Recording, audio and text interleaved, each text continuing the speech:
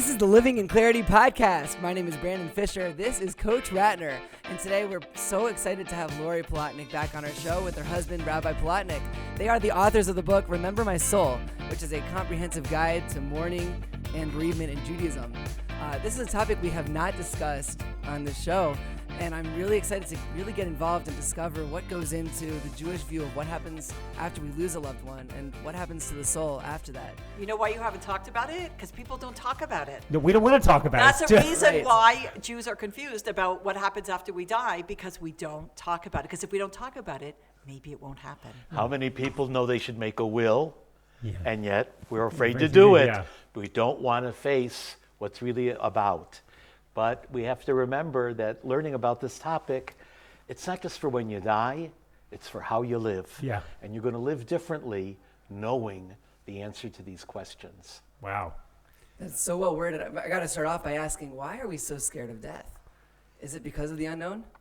Why are we afraid of death? Nobody wants to die. Right. It's in Tuesdays with Maury. Maury says, everybody knows they're going to die, but nobody believes it. No. Not until the doctor tells you you have 3 weeks to live, or you better stop smoking, you're going to die really fast. That's the only time we believe it. Listen, it's first of all, when does a man finally get into shape? Like starts eating well and exercising? After the first heart attack. Exactly. Exactly. Yeah. Exactly. Sometimes we need a wake-up call that we're not going to live forever, and sometimes when we're either standing at a funeral or we hear some bad news, as Yes. Daniel had one, back when, that really makes you face with, like, you know, maybe I'm not going to live forever. That's when we start waking up to life, when we realize that there is death. But Jews are confused about what is the Jewish view of death and the afterlife. Because when I was growing up, my sense of what do Jews believe, because I didn't grow up observant, and I didn't go to Jewish schools, I didn't have a strong Jewish education as a child. So my idea of being Jewish was whatever they do, non-Jews, we don't do it, right. Right? Yeah. Right. So they do Christmas, we don't. They do JC, we don't. They do heaven and hell, We don't. Right. But we do. Yeah, I know. But they changed it, but they got it from us. And afterlife, that's the big thing. Like, if you ask most Jews I grew up with, is there an afterlife in Judaism? They would say no. Right, but there because is. and why? Because we don't talk about it, Yeah. because it's uncomfortable, Yeah. and because non-Jews talk about it so strongly, we figure like, oh, what if they believe that? Then we we don't believe it, right? But Right. we do. Yeah. I grew up thinking that it's all about how we live this, whatever, temporary life. And afterwards, that's for the other religions. Right, so exactly. what's the truth? What do we believe? What happens? Rabbi, Let's get over to involved. you. Well, you should be living for this life, but know that it has consequences forever. That when I'm doing a good act, even though nobody knows about it, and even though you think it's forgotten by everybody and even yourself, your acts have an eternal consequence. And that changes the way you live to understand the importance of it all. In the scheme of your eternity, imagine eternity, okay? Eternity for our kids when they're little, it's when is their next birthday? Yeah. Eternity for us, when A we week. when For we kids, have a our week. mortgage, Right, okay? yeah. Right. Yeah. Eternity for the Almighty, forever and ever. Amen. In the scheme of our eternity, this world is a blip, a blink of an eye. But what happens in that blip affects all of our eternity. Let's get into this, because the name of this podcast is called Living in Clarity, and most people don't live in this kind of clarity. So what you're saying, and this is what I also try to teach, that we have a limited time here on this earth where, God willing, 120 years, but probably 70, 80, 90 years. But then we have part of us, which is called our soul. Our body's here for a short time, so which lives forever. And this is the hard part that people have understanding, that we are a body and our soul, and our actions on this earth today affect where our soul is in eternity. You have a body, but you are a soul. Yeah. You have a body, but you are a soul. Your soul never dies. Your body is temporary. What you do to your body can affect your soul. That's the whole idea of kosher, but your soul is eternal. So how much time and money and resources do we spend on our bodies here? Lots of it. Everything. Billions and billions Yeah. and billions of Diets, dollars. And think about gyms. our time and Yeah. everything, body, Yeah. and our body comes and goes. Yeah. But our soul is eternal. How much time, effort, and resources do we put into our soul? Probably not enough. It's a challenge. What does eternity it's hard to comprehend what eternity really means. This feels like a long time. 100 years feels like a very full life. What's eternity? Okay, so Jews believe in heaven and hell, but it's not pitchforks and devils and angels with wings. Right. But what is it? Because again, most of the world's religions got this concept of something happens after we die and heaven and hell from us. So let's do hell first. Yeah. Let's get that part of the way. Good place to Yeah, start. I'll be better at that Yeah, one. yeah.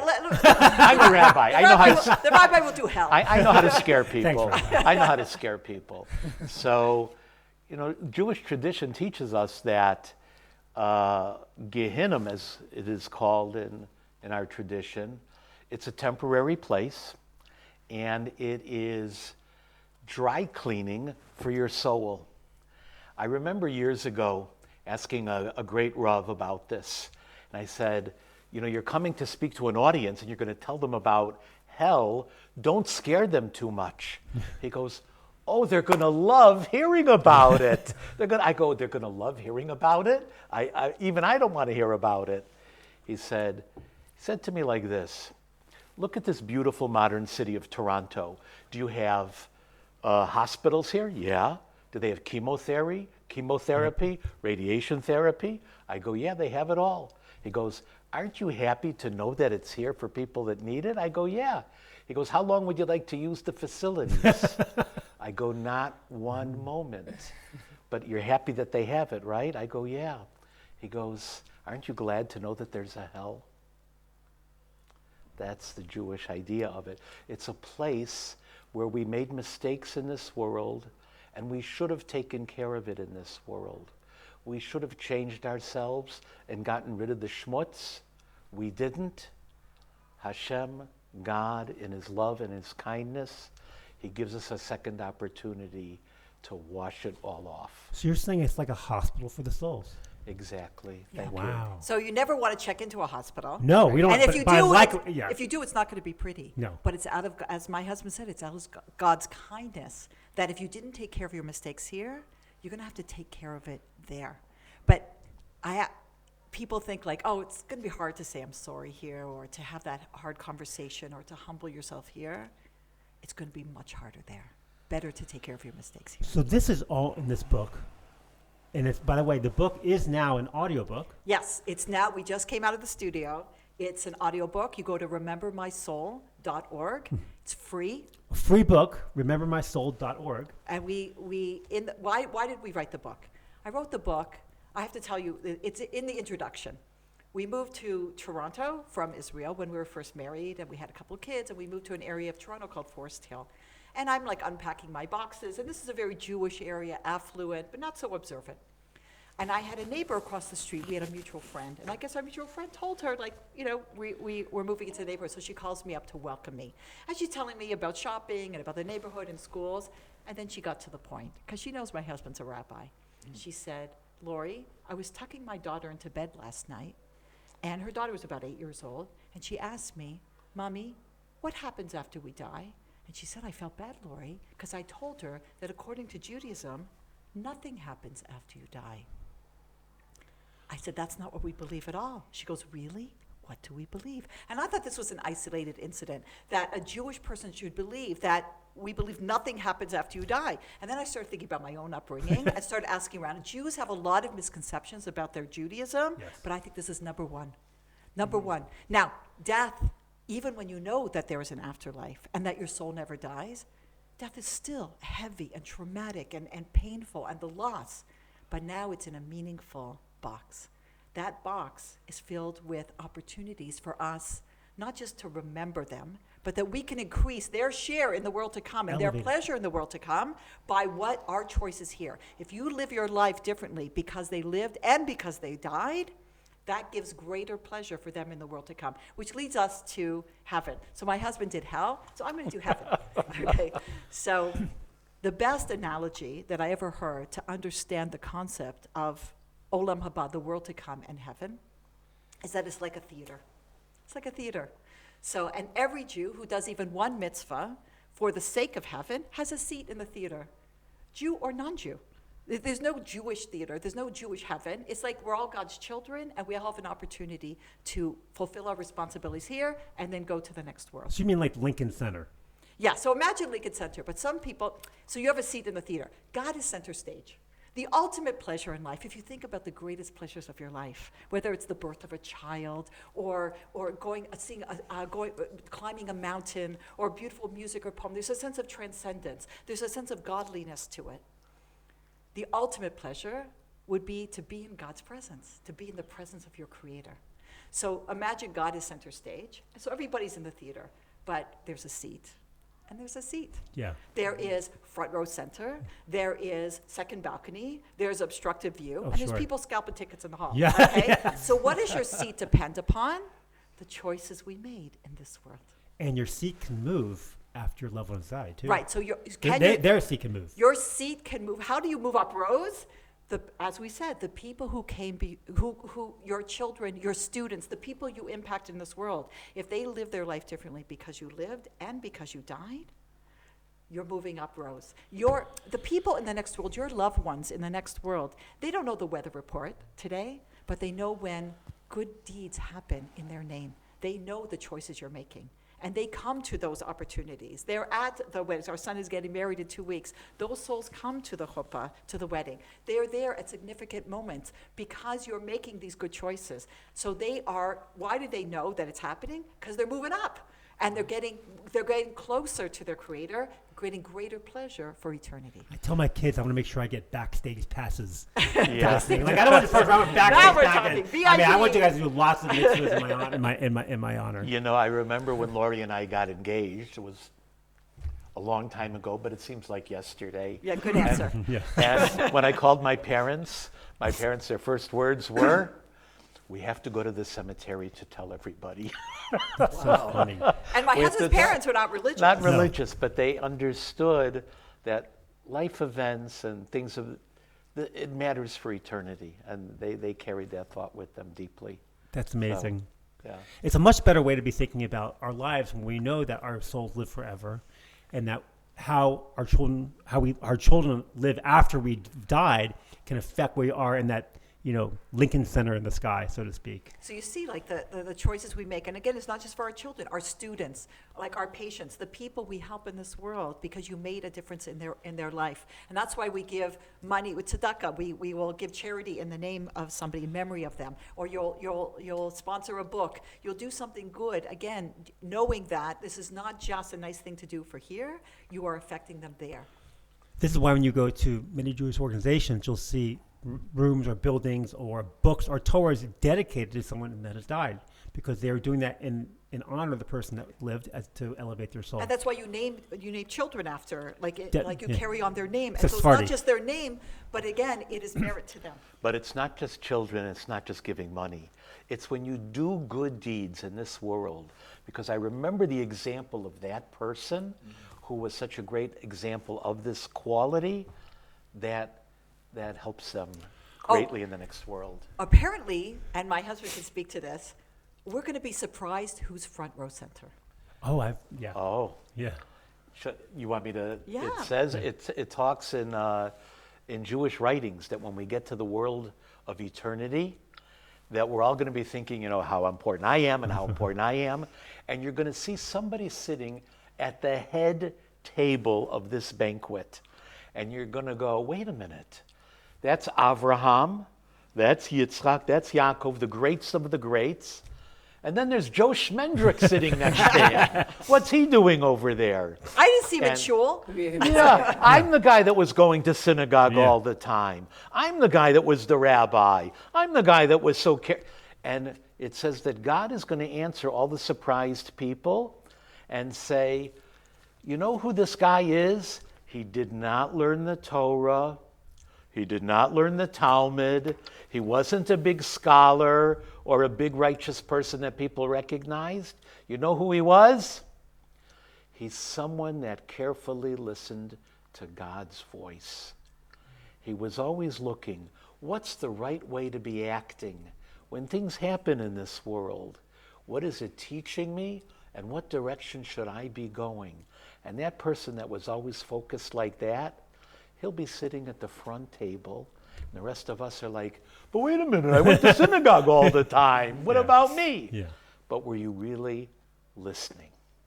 Well, That's front center. let's talk about Kaddish, like a little bit. Just, because people, when they go to shul, sometimes, and the people who are mourning say this prayer, a special prayer. I think you say it also at the funeral. What is that about? Well, it's interesting. It's really not talking very much about death. Even though every Jewish person, we think, oh, this is the prayer for the dead. Yeah. We're talking about how much holiness, how much what's called in Hebrew, Kiddush Hashem, sanctifying, bringing God's presence into the world. What did this person bring into the world? They brought smiles and happiness and love for other people. They brought into it a sense of responsibility and being serious about our responsibilities here. They brought wisdom into the world, and they were teachers of other people. And when we say those words, Yitgadal v'yitkadash, he should be made great and he should be made holy, talking about God himself, we're remembering, what did this person bring into the world that was divine, that was godlike? That's what we're doing. It's interesting. It was surprising to me that the Kaddish prayer doesn't talk about death. It doesn't even talk about your loved one. You're praising God. Why am I praising God? And if you had a loss of a parent for a year, why am I praising God every day for a year when I just went through this heavy, painful time? So there's a couple of ideas. One is, at a time when, and I know people very recently who've had really tremendous losses, and a very good friend of mine, a young mother, just passed away. And there's a part of you that is angry at God. It's like they were taken away too soon. Mm-hmm. God doesn't make mistakes. Everybody, this is their time and this is their moment for whatever reason.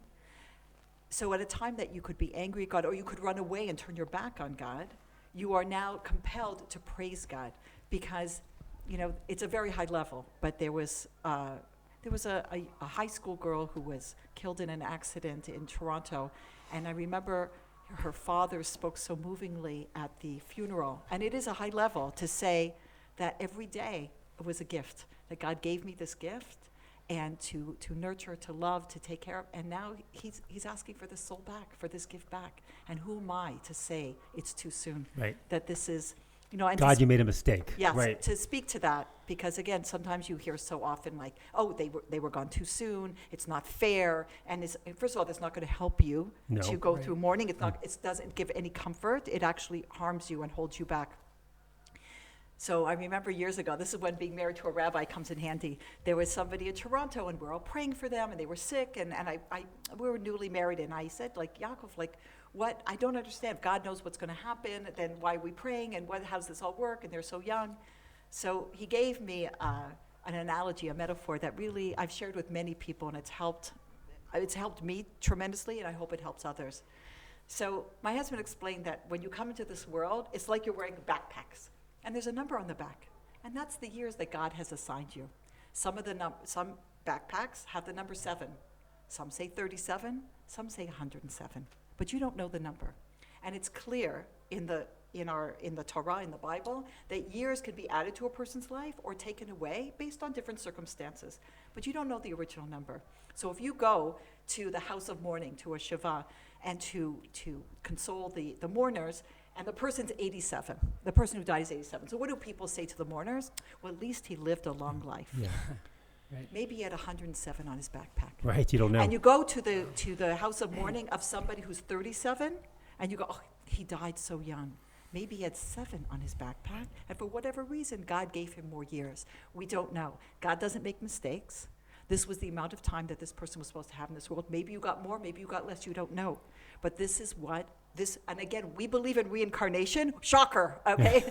Spoiler alert. Jews believe in reincarnation. Yeah. That means there's a transmigration of our souls that are coming back sometimes for a day and sometimes for decades in order to rectify something that maybe they didn't take care of in a past life. Repair the past it's life. It's not a positive thing to come back. It means you didn't get it right the first time. Who wants to go through puberty again? Okay? Who wants to making their diapers again? Okay, no.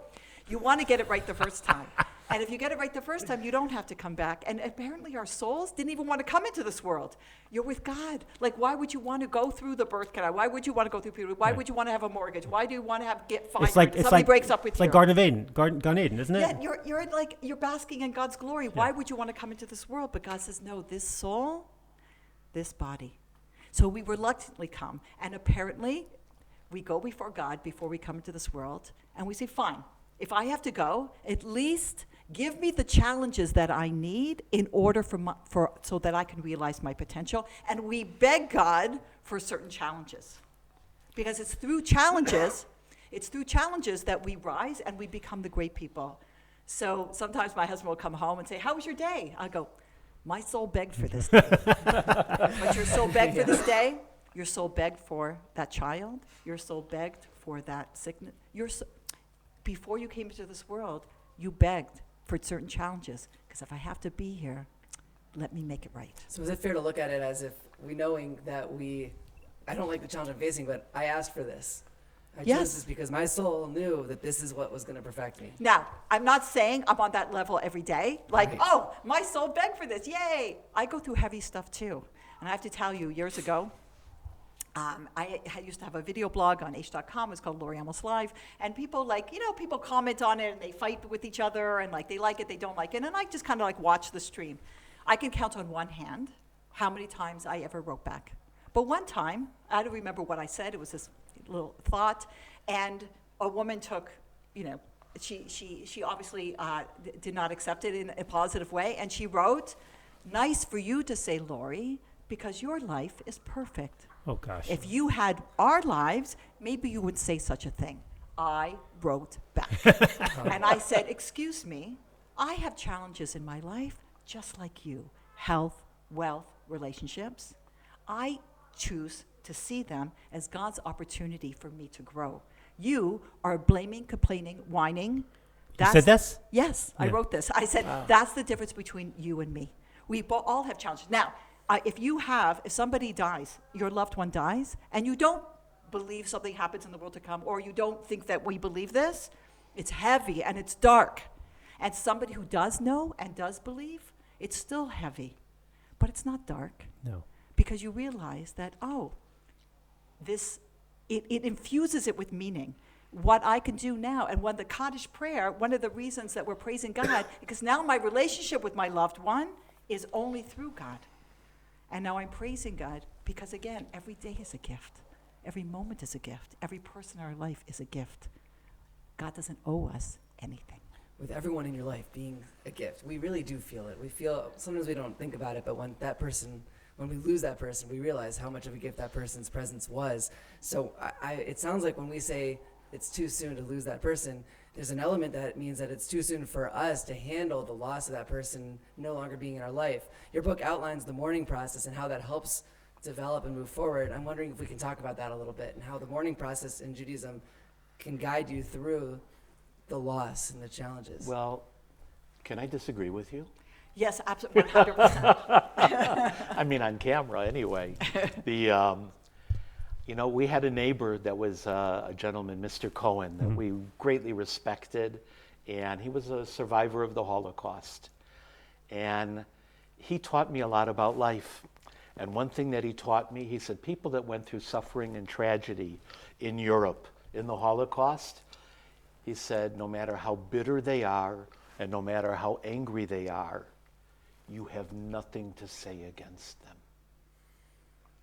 You can't imagine the pain another person went through and never condemn a person or judge a person for that.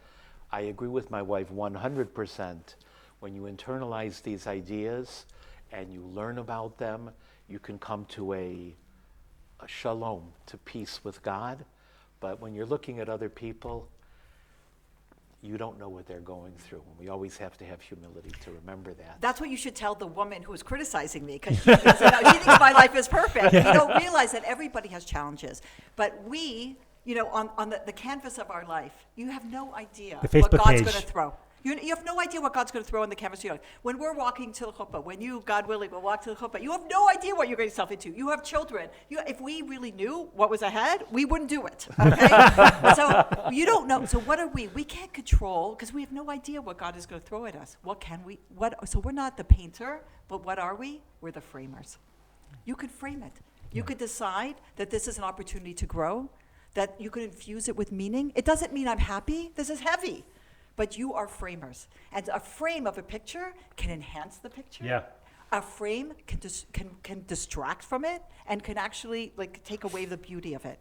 That's your choice. We're framers. Right. That's really good. Never heard that. Okay. I want to ask one thing about how today see a lot when someone dies, we're going to have a celebration of life. They don't have a mourning period. I mean, maybe this is, I don't know if it's not Jewish, we're going to have a celebration of life instead of a celebration of their death. Like, what do you say to that when someone says we're going to have a celebration of life? They're not willing to admit that they're dead? Is that the idea? So first of all, Jews don't have open caskets. Right. Okay? So why don't we have you ever go to an open casket funeral?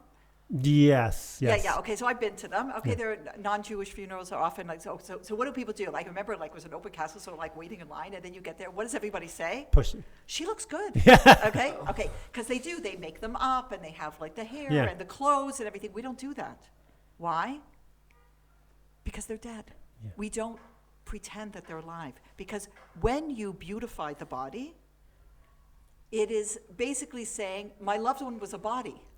Do you see it? What are they going to wear? What are they going to Right. What are they going to wear? What are they going to have on? And they spend a lot of money on caskets too. Right. So it's we believe again in that your loved one is a soul. When you look into the eyes of somebody you loved, you go, wow, great DNA, great monkey who evolved beautifully. No, it's a soul connection.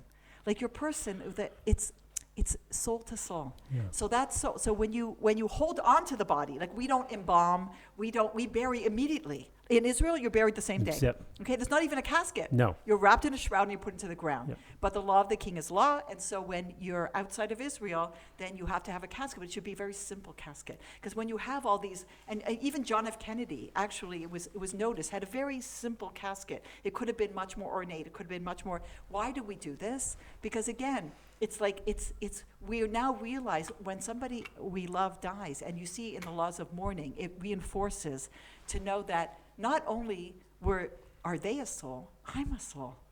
And all the physical things that we hold on to today, it's you, as somebody who came to collect charity from us once said, you can't take it with you, but you can send it ahead. You can. Because what do we bring with us? Our deeds, Yeah. the choices we made. There is a part that is a celebration of life, even at a Jewish shiva, a mourning home. Because what are you doing when you sit down with somebody? You don't say to them, oh, you'll get over it. No, you don't say Please. that. They were married 62 years. Oh, you'll get over it. I don't know that they will exactly. So what are you supposed to be doing? The thing that gives most comfort to people is when you talk, what was the greatness of this person? What was the beauty that they left in the world? What were the lessons that they taught all of us that we can connect to now? So there is an aspect of celebration if you know what you're celebrating. Sure. I have to tell you, even before I became observant, I would go to Jewish funerals and the morning afterwards, and to non-Jewish. And I wasn't observant. I didn't have knowledge. I remember thinking okay, I'm with the Jews on this one. Okay, why? Why? It's so psychologically sound. What do? You have you bury very quickly to let that soul go on to the next world. And then for the first 7 days, the 7 days of Shiva, that you stay in your home, people take care of you, they come and they they're supposed to ideally talk about the person who passed away and their deeds and to give you comfort. And then you have the 30 days called the Shloshim, where you can now leave your house and people are not doing for you like they did before, but there's still restrictions on you don't go to musical things, you don't go to parties, Right. you don't go to social things. There's a restriction. And if it's a parent, then you have the whole year of mourning. 11 months. Yeah, you have. So we'll talk about that. Yeah. Why 11 months and not a year? Well, I think we'll I know talk that- about it. Yeah. But we mourn for. There's a Jewish year, okay. But we cut the Kaddish. We cut at 11 months. We don't say the mourner's prayer, and we don't have the same restrictions, because Well, I believe that the Gehenom, I think you're only allowed to go to for 12 months. If you really messed up, you were there for 12 months. You're there for a Jewish, not 12 months, but it's a Jewish year. A Jewish year, okay? right, a Which Jewish is year, right. approximately. So I okay? think the idea. You're there for a Jewish year. You can avoid it altogether. No, you don't have to go to Gehenna. No, most people don't. You took care. I don't know if most. We don't but know. You take care of your mistakes here. How many of us took care of all our That's mistakes true. here? You're right. I think that everybody's going to have at least a few seconds, a few moments there. I think we make the assumption that everyone's going to go because we don't want to embarrass someone. Oh, my father didn't go to Gehenna, yours did. So we all say first of all, you Kaddish. don't know. We don't know, right? Yeah, we don't know. you don't know. But the So other reason we you're only have saying- months is because we don't want to assume that our parents were that bad or our loved ones were that bad they needed the whole that year. they're there for the year. Right. So that's why we cut it 11 months. Yeah. So can I want to add a little things about Gehenna. So I asked our Rabbi Noah Weinberg of blessed memory. I said, so if it's not pitchforks and it's not, devils, what is it? So you know what he said to me? He said, Gehenom, hell, it's a world of shame. And I was like, oh. He goes, no. Shame. Have you ever felt shame in your life? You ever did something that you feel ashamed of? You literally want to die. Yeah, it hurts. So years ago, there was an incident, there was a situation on an Ivy League campus in America. And there was peeping Tom stuff, people and upsetting phone calls. And they traced it.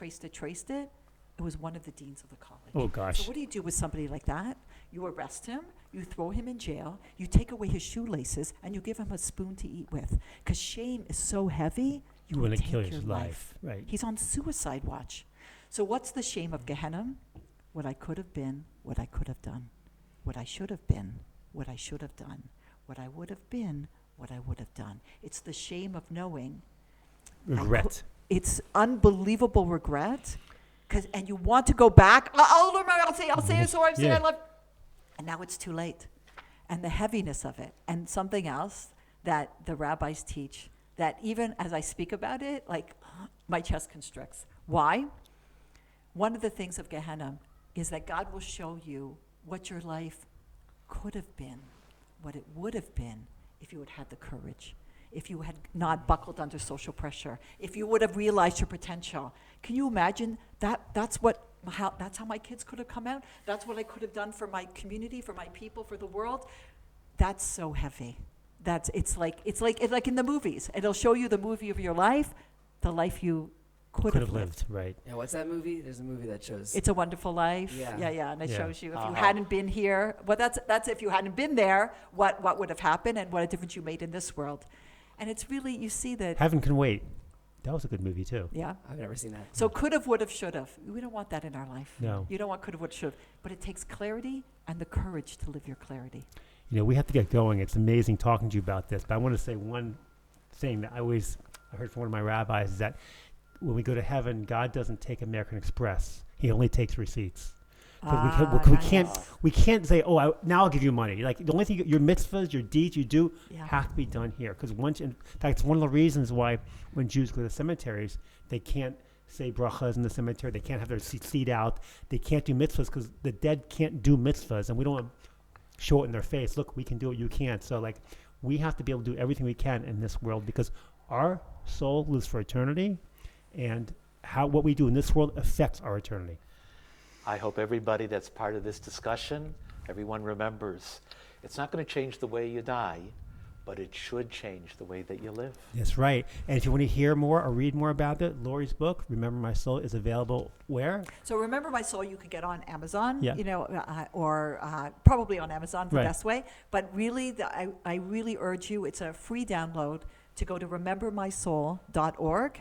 And you can get the series, the podcast series that we did, and it has much more of what we talked about today, and it has a 30-day plan of learning in memory of the person. Now that you know that what you do here matters to in the next world, Wow. you learn 5 minutes a day, some Jewish wisdom, some wisdom for life, and you're doing it in their memory and as a merit to them. And so you can download, you can listen to it, you can share it, because all of us are going to have lost loved ones. All of us are going to lose loved ones, and all of us one day are going to die. Yeah.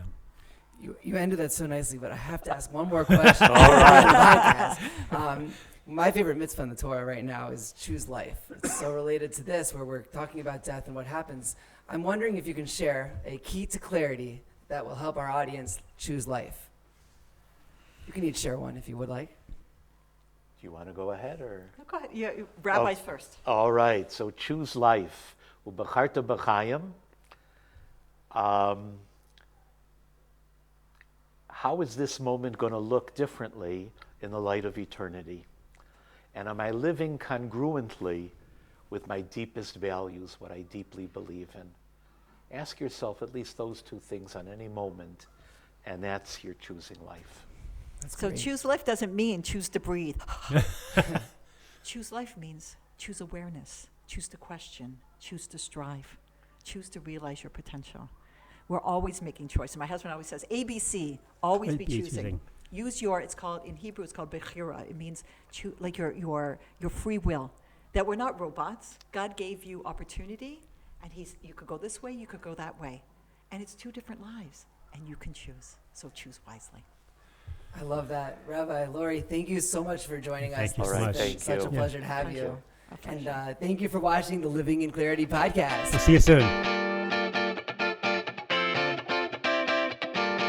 Thanks for joining us on this episode of the Living in Clarity podcast. If you enjoy what you just heard, make sure you like, subscribe, and comment with any suggestions for future episodes. We'll see you next time.